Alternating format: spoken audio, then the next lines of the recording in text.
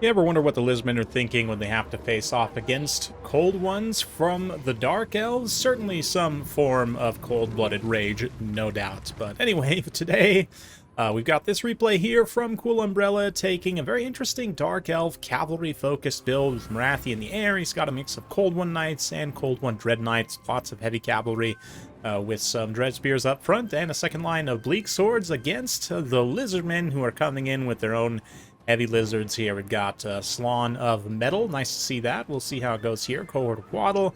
A Rev Crystal for some healing. Clostodon Hunters up in the sky. Lots of Skink Skirmishers, along with some regular Rippers. Feral Cold Ones and Skink Cohorts up front. Mix of Javelins and non-Javelins. Let's see how it goes here. I'm genuinely curious. Actually, I haven't pre-watched this replay at all, but Cool Umbrella did assure me that it's a banger, so strap yourselves in for a good time. Let's see as these lines approach here. Skinks getting a little bit far forward. They're not going to necessarily trade great against the militia tier troops of the Dark Elves, although certainly javelins are painful. The Dread Spears, Sad Swords do have a very good missile block chance at 55%. So, yeah, plus, given how cheap they are, I mean, granted, there's not a lot of great targets to actually throw the javelins at in this particular build. Javelins do have decent enough AP, so if they're able to get good contact on the cavalry, they do okay, but it is going to be very tricky to get said good contact. And yeah, Rippers immediately activated here into the Bleak Swords. We'll see the Cold One Knights following up on a counter charge here in the center as well. Cold One Knights and Feral Cold Ones in with the Slawn and the Rev Crystal there. It's going to go pretty south for Dark Elves, and they'll get somewhat routed there, although the Cold One Knights definitely stabilizing things. A little bit of Searing Doom will be very good against cavalry as they're all blobbed up. Didn't get the greatest contact there, but about a quarter HP from a Cold One Knight's not too bad. Looks like we're going to have a Soul Stealer here in the center from Morathi. She hasn't taken, well, maybe a tiny bit of HP damage, which that will definitely heal, but does a massive amount of damage to all the high-value units of the Lizardmen, and their capacity to heal is somewhat limited in the fact that they only have a Rev Crystal, right? There's no Slawn of Life or more dedicated healing components, but already we see the Dread Knights flanking around, looking to potentially collapse this massive skirmish line, which could prove to be a bit of a liability here with the amount of cavalry that the Dark Elves have. These heavy Dread Knights, although they are facing a literal sea of skinks.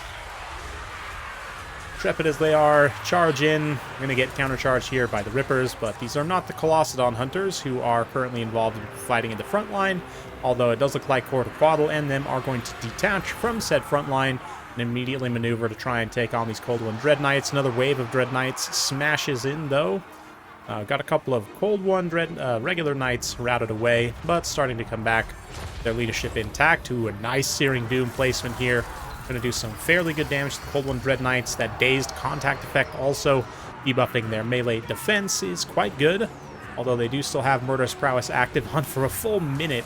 Extra leadership, melee attack, and charge bonus, all very good stats for these Dread Knights to have, although it doesn't save one from getting tear routed.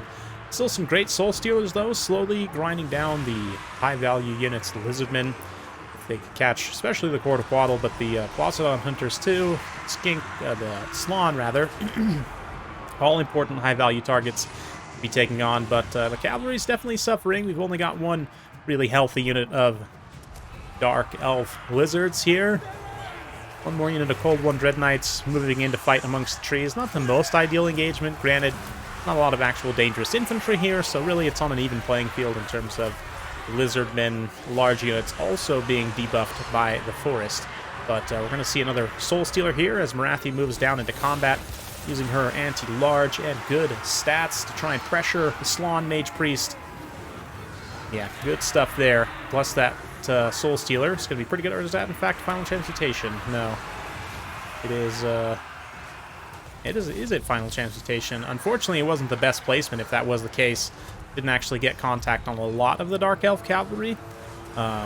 So yeah, instead going to be switching back to Searing Doom, which definitely will do some damage, but placement here is not particularly ideal, although certainly, yeah, still another good chunk of damage there. Can be cost-effective over time, but okay, so here comes the Soul Stealer now. Does hit the Slawn, Colossodons, Bastildon.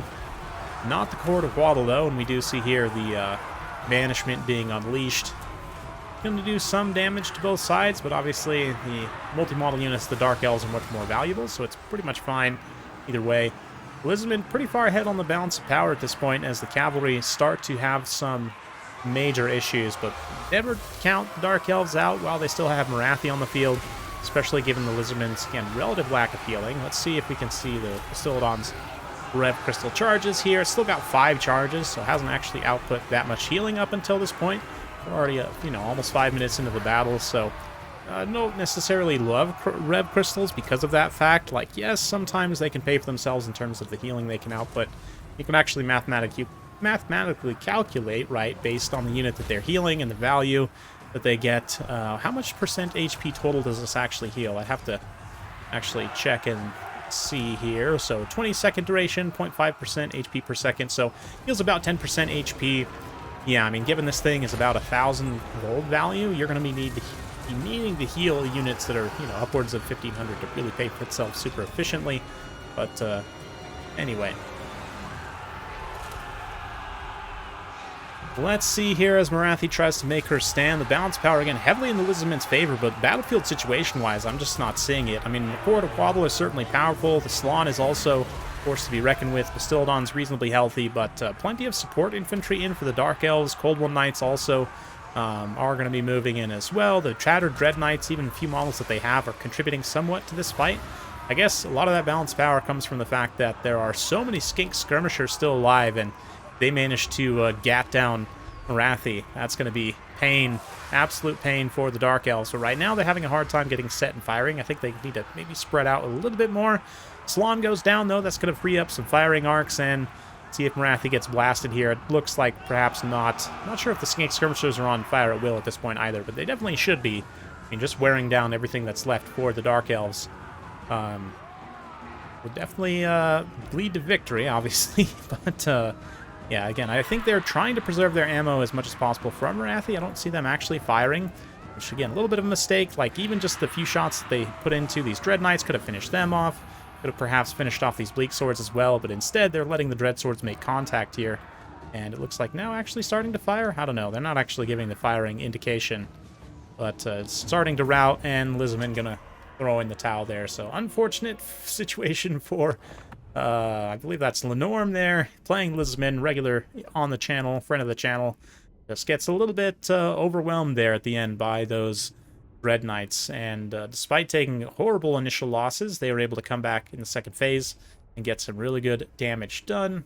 Overall, though, I mean, cost-effective wise, technically only one of them pays for themselves, but tactically definitely useful for a number of different things here, and especially pressuring those skinks away. Obviously, Morathi's a heavy carry as well in this build, just such a strong lord when used correctly, and this has a lot of good supporting elements for her. She can kind of work in mobile space with those cavalry. The Salon also, almost 4,000 damage value, even without getting, like, a single truly nasty Final Transmutation cast. So I theorize that the metal would probably be the best new addition, because Lore of Metal's damage is so good. I would arguably say it's even better than Lore of Fire when it comes to pure damage output in some situations.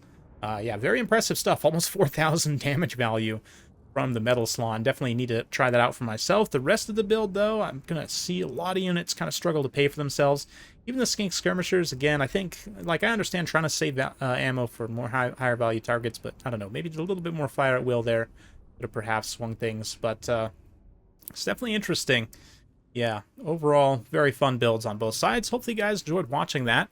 If you did, be sure to like, subscribe, hit that bell notification. Every time I upload a new video, you'll be notified. Thanks again. We'll see you next time.